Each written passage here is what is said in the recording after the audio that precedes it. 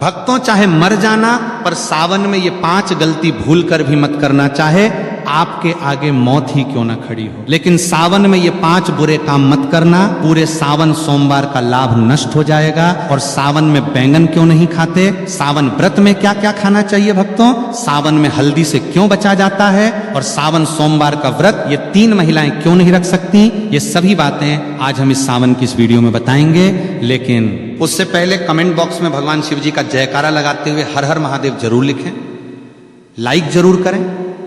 भगवान शिव जी की भक्ति का यह सफर बहुत ही अद्भुत है, इसलिए इस वीडियो को एक पल के लिए भी छोड़कर मत जाना, क्योंकि शास्त्रों में लिखा है कि अधूरी जानकारी हमेशा सर्वनाश का कारण ही बनती है। भक्तों, वर्ष 2026 में सावन का पावन महीना 30 जुलाई दिन गुरुवार से प्रारंभ होकर 28 अगस्त तक रहेगा। ये महीना भगवान शिव जी और माता पार्वती की उपासना के लिए अत्यंत शुभ और मंगलकारी माना जाता है। इस वर्ष सावन के दौरान कुल 4 सोमवार व्रत पड़ रहे हैं, जिनका विशेष धार्मिक महत्व है। पहला सावन सोमवार व्रत 3 अगस्त को मनाया जाएगा, दूसरा सोमवार 10 अगस्त को, तीसरा 17 अगस्त को और सावन का चौथा तथा अंतिम सोमवार व्रत 20 अगस्त को होगा।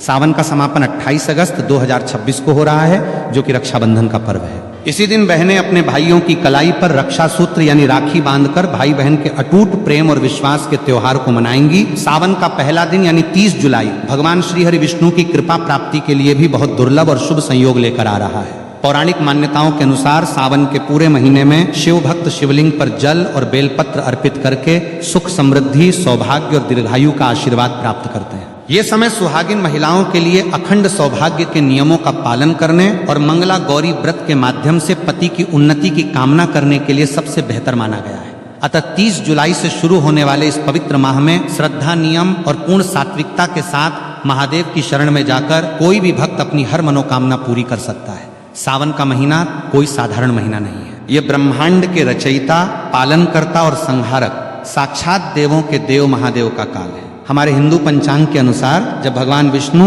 आषाढ़ मास की देवश्रेणी एकादशी को 4 महीनों के लिए योग निद्रा में चले जाते हैं और पाताल लोक की ओर प्रस्थान करते हैं, तब पूरी सृष्टि पर एक पल के लिए अंधकार छाने लगता है। उस समय ब्रह्मांड को विनाश से बचाने के लिए महादेव स्वयं इस सृष्टि का पूरा कार्यभार अपने हाथों में लेते हैं। इस साल सावन की शुरुआत एक बेहद अद्भुत, दुर्लभ और तांत्रिक संयोग के साथ हो रही है। इस बार जितने भी सावन सोमवार PRH रहे हैं, वे सभी अपने आप में तंत्र मंत्र और अघोर शक्तियों को समेटे हुए हैं। शास्त्रों में लिखा है कि सावन के सोमवार का व्रत रखने से इंसान के 7 जन्मों के संचित पाप भस्म हो जाते हैं। जो कुंवारी कन्याएं इस व्रत को रखती हैं तो उनकी कुंडली के सारे ग्रह दोष शांत हो जाते हैं और उन्हें साक्षात शिव जैसा ही वर प्राप्त होता है। जो विवाहित महिलाएं इसे रखती हैं तो उनके सुहाग पर आने वाली अकाल मृत्यु और यमराज की छाया भी दूर भाग जाती है। लेकिन याद रखिए, सावन सोमवार की पूजा जितनी सरल और मनमोहक दिखती है, इसके अदृश्य नियम उतने ही करें खतरनाक और भयानक है। यदि कोई व्यक्ति बिना नियमों को जाने केवल समाज को दिखाने के लिए या अहंकार में ये व्रत रखता है, तो उसे पुण्य की जगह महादेव के तीसरे नेत्र के क्रोध का सामना करना PRH सकता है। शिवलिंग पर जल चढ़ाने का वो भयानक सच जो कोई नहीं बताता।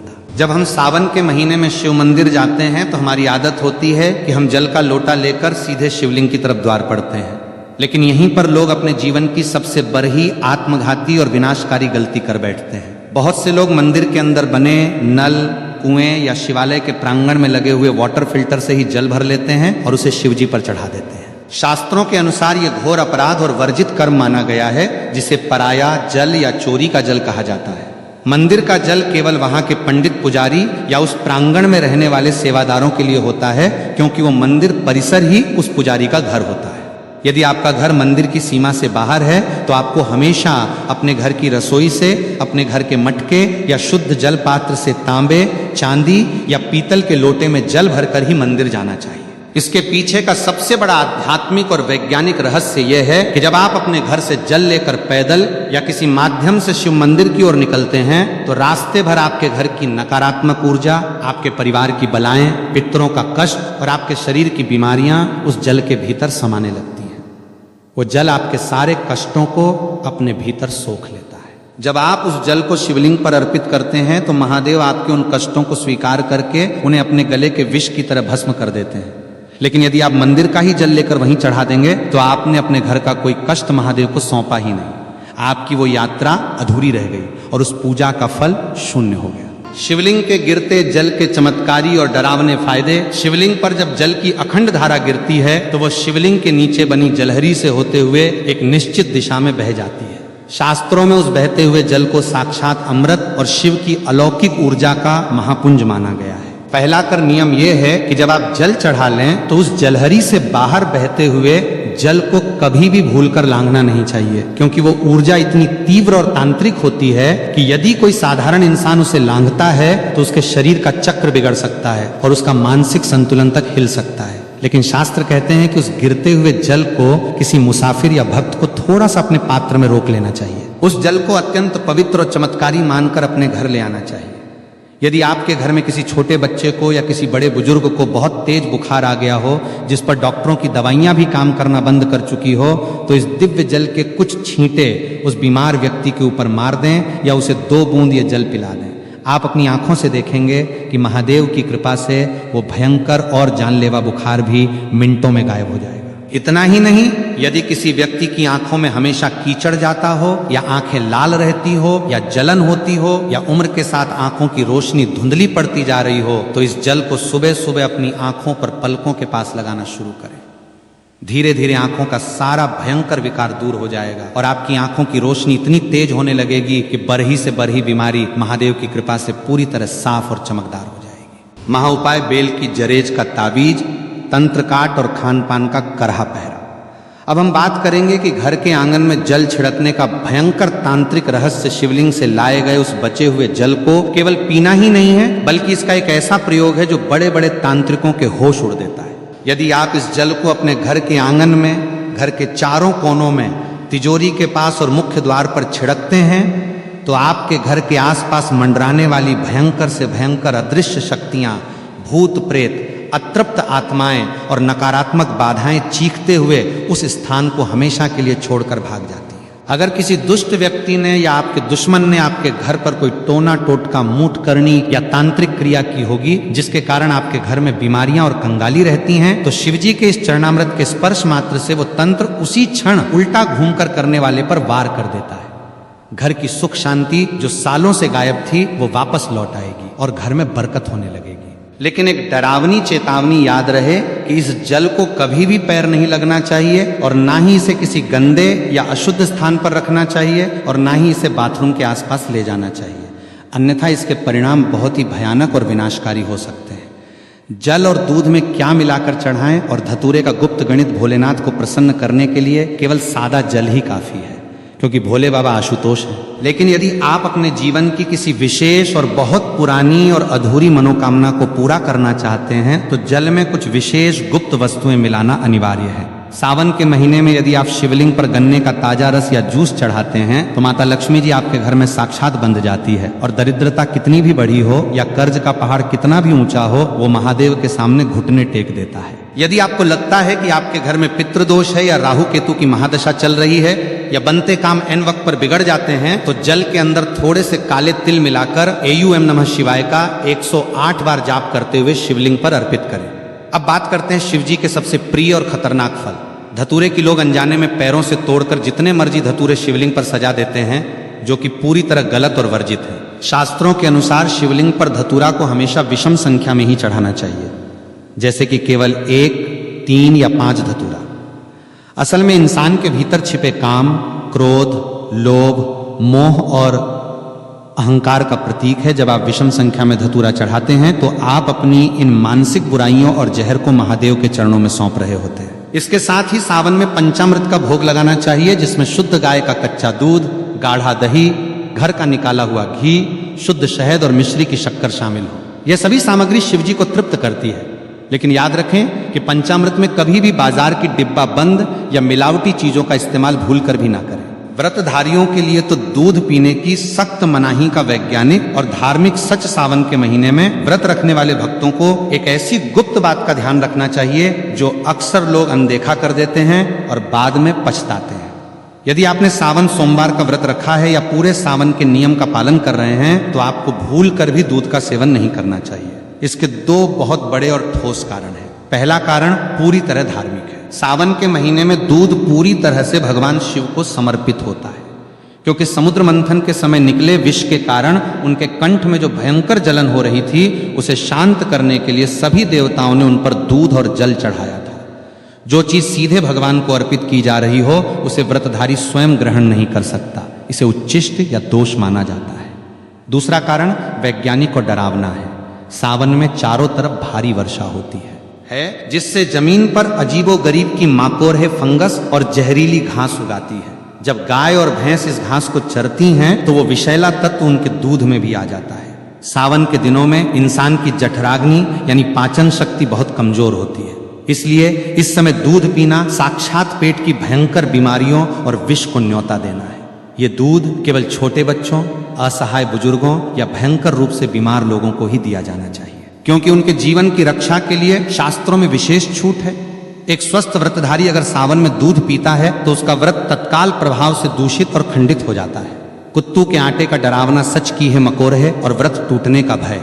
व्रत के दौरान लोग फलाहार के नाम पर कुत्तू के आटे की पूरियां, पकौड़ियां, पराठे या हलवा भरे चाव से खाते हैं और सोचते हैं कि उन्होंने बहुत पवित्र भोजन किया है। लेकिन क्या आपको पता है कि बाजार में मिलने वाले कुत्तू के आटे में एक ऐसा डरावना रहस्य छिपा है जो आपके व्रत को पूरी तरह नष्ट करके आपको नरक का भागी बना सकता है। कुत्तू का आटा काफी समय पहले पीसकर बोरियों में बंद करके रखा जाता है, जिसके कारण नमी पाकर उसके भीतर बहुत ही बारीक, सूक्ष्म और छोटे छोटे कीड़े मकोड़े पैदा हो जाते हैं, जिन्हें बिना गौर किए नग्न आंखों से देखना नामुमकिन सा होता है। यदि आप बाजार से पैकेट या खुला आटा लाकर बिना उसे अच्छी तरह जांचें और बिना बहुत बारीक छलनी से छाने सीधे तेल में तलकर इस्तेमाल कर लेते हैं तो अन्न जाने में आप उन सैकड़ों जीवित जीवों और कीड़ों को भी पकाकर खा जाते हैं। शास्त्रों में साफ साफ लिखा है कि व्रत के दौरान यदि आपके पेट में एक भी कीड़ा या जीव चला गया तो वो मांस भक्षण यानी मांस खाने के बराबर माना जाएगा। जैसे ही आपने अनजाने में भी उस मांस रूपी की को खाया तो आपका व्रत उसी क्षण पूरी तरह टूट गया और आपको व्रत के पुण्य की जगह जीव हत्या का भयंकर पाप लग गया और आपका मानस पूरी तरह अपवित्र हो गया। इसलिए जब भी कुत्तू के आटे का प्रयोग करें, लेकिन उसे पहले धूप में सुखाएं और बारीक छलनी से 3 बार छानें और पूरी तरह आश्वस्त होने के बाद ही खाएं। व्रत में नमक के नाम पर केवल और केवल शुद्ध सेंधा नमक का ही प्रयोग होना चाहिए। साधारण समुद्री नमक का एक दाना भी व्रत को नष्ट कर देता है। बेल के पैरे की झड़ का ताबीज और अदृश्य शक्तियों का परछाई नाश सावन के महीने में बेल पत्र का महत्व तो बच्चा बच्चा जानता है, लेकिन बेल के पैर की जरज में जो तांत्रिक, सुरक्षात्मक और अलौकिक शक्तियां होती हैं उसके बारे में कोई नहीं बात करता। सावन के किसी भी सोमवार को सुबह सूर्योदय से पहले उठकर स्नान करके बेल के प्राचीन वृक्ष के पास जाएं, वहां धूप दीप जलाकर प्रार्थना करें और उसकी जड़ का एक छोटा सा टुकड़ा कुल्हार ही या लोहे से नहीं बल्कि लकड़ी या हाथ से प्यार से तोड़कर ले आएं। उस टुकड़े को गंगाजल और गाय के कच्चे दूध से धोकर पहले शिवलिंग पर स्पर्श कराएं और फिर उसे महादेव का प्रसाद मानकर वापस ले लें। इसके बाद उस चको, चांदी, तांबे या पीतल के किसी ताबीज के अंदर भरकर काले या लाल धागे की मदद से अपने गले में या दाहिनी बाजू पर बांध लें। ये कोई साधारण लकर ही नहीं रह जाती, ये साक्षात महादेव का त्रिशूल और सुरक्षा कवच बन जाती है। इस ताबीज को पहनने के बाद दुनिया का कोई भी ओझा तांत्रिक, कोई भी बुरी नजर, मूठ, भूत, प्रेत, डाकनी, शाकनी या हवा में घूमने वाली नकारात्मक शक्ति आपके आसपास भी नहीं भटक सकती। यदि आपको रात में डरावने सपने आते हैं, अचानक छाती पर वजन महसूस होता है या आपको लगता है कि आपके ऊपर किसी ने कुछ टोना कर दिया है, तो ये JRH उस पूरी बला को अपने भीतर सोख लेगी। इसे पहनने के बाद आपका रुका हुआ कारोबार, आपकी नौकरी और आपका जीवन बहुत तेजी से सफलता की ऊंचाइयों की ओर बढ़ने लगेगा। वैवाहिक जीवन के करे प्रतिबंध वर्जित कर्म और महादेव की परीक्षा के संकेत और पतितप के रिश्ते का वह करवा सच जिससे व्रत सफल या निष्फल होता है, भगवान शिव और माता पार्वती इस पूरी सृष्टि के सबसे पहले, सबसे आदि और सबसे आदर्श पतिपत्नी है।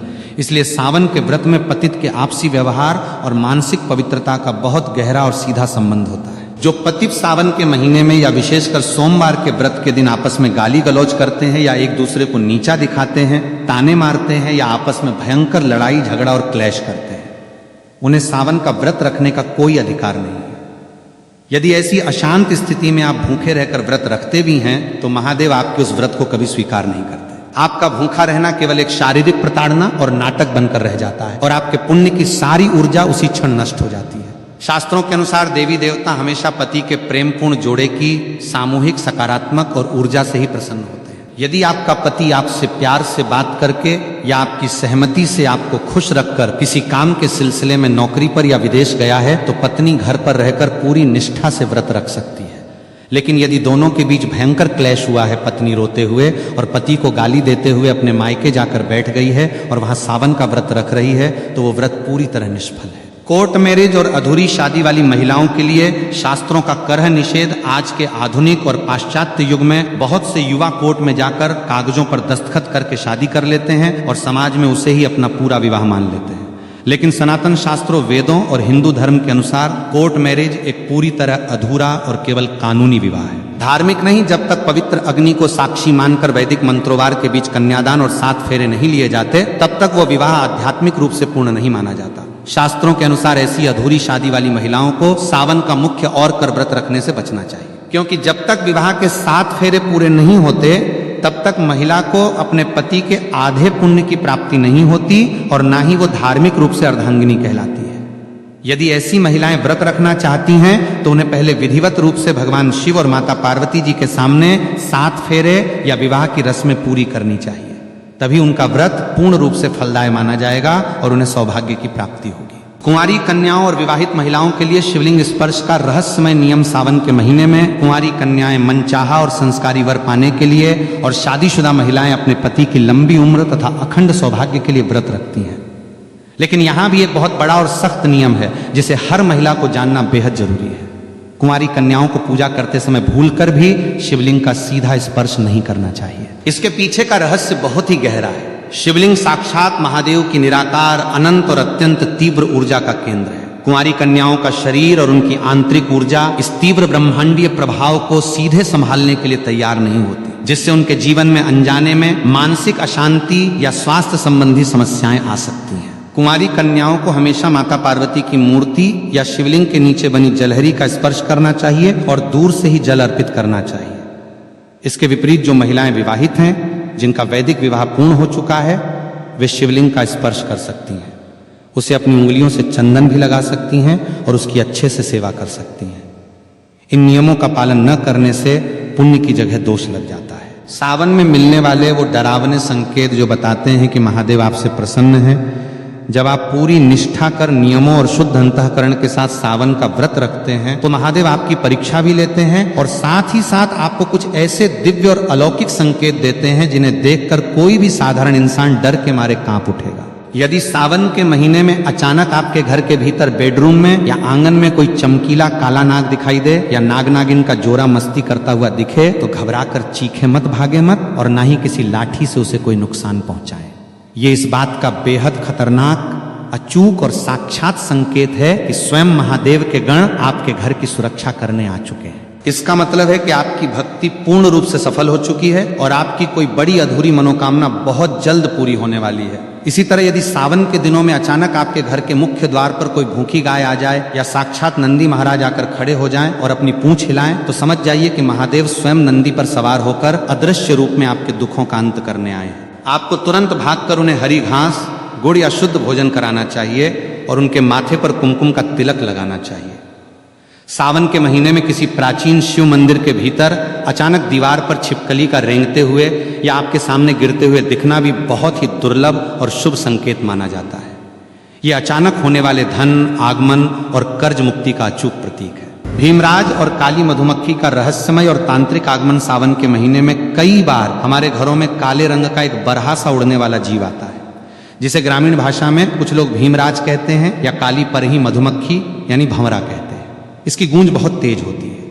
यदि ये जीव अचानक आपके घर में आकर कानों के पास गूंजने लगे या आपके पूजा घर में रखे दीपक के आसपास चक्कर काटने लगे तो डर कर उसे मारे नहीं। यह साक्षात माता दुर्गा के ब्राह्मणी रूप के आगमन का संकेत है। शास्त्रों में भंवरे और काली मधुमक्खी को माता ब्राहरी और मां दुर्गा का दूत माना गया है। इसका घर में आना इस बात का अकाट्य प्रमाण है कि आपके घर पर जो भी भयंकर तंत्र मंत्र, मूठ, नजर दोष या अलावला मंडरा रही थी उसे माता दुर्गा के दूतों ने स्वयं भस्म कर दिया है और अब आपके घर में सुख, समृद्धि, वैभव और असीम शांति का वास होने वाला है। महादेव को 56 भोग या सोने चांदी के बर्तनों की आवश्यकता नहीं है, वे तो केवल सच्चे भाव और जल के भूखे हैं। लेकिन जब आप अपनी श्रद्धा से उन्हें भोग लगाते हैं तो आपको शास्त्रों में लिखी सही विधि का पता होना चाहिए। सावन में शिवजी को कभी भी बाजार की मिलावटी, केमिकल युक्त या खोए की कृत्रिम मिठाइयों का भोग न लगाएं। यदि आप बर्फी का भोग लगाना चाहते हैं तो वो घर पर शुद्ध दूध से बनी खोए की होनी चाहिए और भूलकर भी उसमें चांदी का वर्क नहीं लगा होना चाहिए, क्योंकि चांदी का वर्क बनाने की प्रक्रिया में कई बार अशुद्ध और वर्जित चीजों का प्रयोग होता है जो महादेव को क्रोधित कर सकता है। शिवजी को दही का भोग लगाना अत्यंत शुभ माना गया है। खासकर सावन के तपते और उमस भरे मौसम में दही पूरी तरह से ताजा होना चाहिए। खट्टा खमीर उठा हुआ या बासी दही शिवलिंग पर चढ़ाने से घर में क्लेश और बीमारियां बढ़ती हैं। पंचामृत बनाते समय दूध, दही, घी, शहद और मिश्री को एक निश्चित पवित्र अनुपात में मिलाएं और उसे तांबे के बर्तन में कभी न रखें। तांबे के पात्र में दूध या दही रखने से रासायनिक प्रतिक्रिया होती है और वह पंचामृत जहर के समान एसिडिक हो जाता है, जिसे शिवलिंग पर चढ़ाना पाप है। पंचामृत के लिए हमेशा पीतल, चांदी, कांसे या मिट्टी के पवित्र पात्र का ही प्रयोग करें। समुद्र, मंथन और हल्लाहल विष की वह पौराणिक कथा जिससे कांप उठी थी। पूरी सृष्टि सावन के इस पावन, अलौकिक और डरावने एपिसोड के अंत में आइए सुनते हैं वो अमर पौराणिक कथा जिसे सुने या पढ़े बिना सावन का कोई भी व्रत, सोमवार की पूजा या उपवास कभी पूरी तरह फलदायी नहीं हो सकता। सतयुग के दौरान जब देवताओं और असुरों के बीच अमृत की चाह में ऐश्वर्य और अमृत प्राप्ति के लिए क्षीर सागर में समुद्र मंथन किया जा रहा था, तब मंदराचल पर्वत को मथानी और नागराज वासुकी को रस्सी बनाया गया था। एक तरफ देव थे और दूसरी तरफ दानव मंथन की उस तीव्र और भयंकर प्रक्रिया से अचानक समुद्र के भीतर से एक गहरा, काला, खौफनाक और अत्यंत विनाशकारी धुआं निकलने लगा। ये कोई साधारण धुआं नहीं था, ये साक्षात हलाहल नाम का महावश था जो ब्रह्मांड का सबसे खतरनाक जहर था। उस विष की गर्मी और जहरीली लपटें इतनी खतरनाक थीं कि तीनों लोकों के प्राणी तरह तरप कर मरने लगे। देवताओं के मुकुट पिघलने लगे, वनस्पति